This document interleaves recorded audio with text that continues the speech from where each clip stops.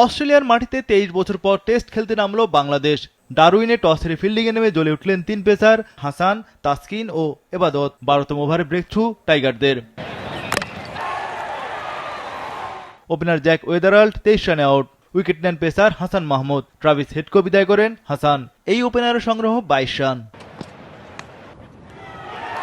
Marnus লাবুশেনকে out করেন এবাদত। এই ব্যাটার করেন 1 রান। অভিজ্ঞ স্টিভ স্মিথের ক্যাচ না ফেললে অজিদের আরও বিপদে ফেলতে পারত বাংলাদেশ দল। 21তম ওভারের চতুর্থ বলে দুর্ভাগ্য ভাবতে পারে বাংলাদেশ।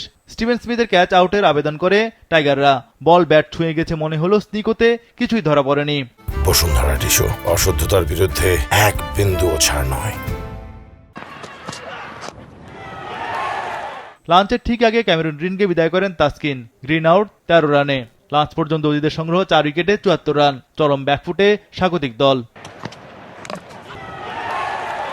দ্বিতীয় সেশনে নেমে স্মিথ ক্যারির জুটি ভাঙেন এবাদত। অ্যালেক্স ক্যারি 19 রানে আউট। অন্য প্রান্তে সাবলীল ব্যাটিং করে যান স্টিভেন স্মিথ। ক্যারিয়ারের 45তম 50 তোলেন এই ডানহাতি।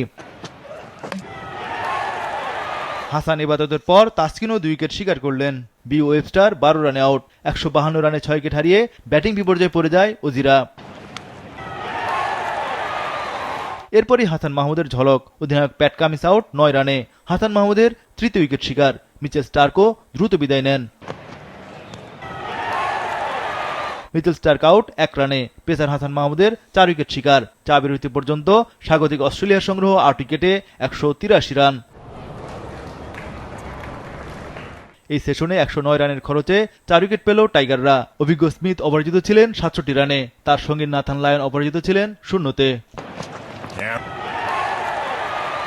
তৃতীয় সেশনে স্মিথকে বিদায় করেন হাসান। অজি ব্যাটার করেন 71 রান। অস্ট্রেলিয়ার মাটিতে প্রথম বাংলাদেশি হিসেবে 5 উইকেট পেলেন হাসান মাহমুদ। অজির অল আউট 198 রানে। এর আগে ভারত ও পাকিস্তানের বিপক্ষে 5 উইকেট নেন হাসান। এবার পেলেন ক্যারিয়ার সেরা 6 উইকেট।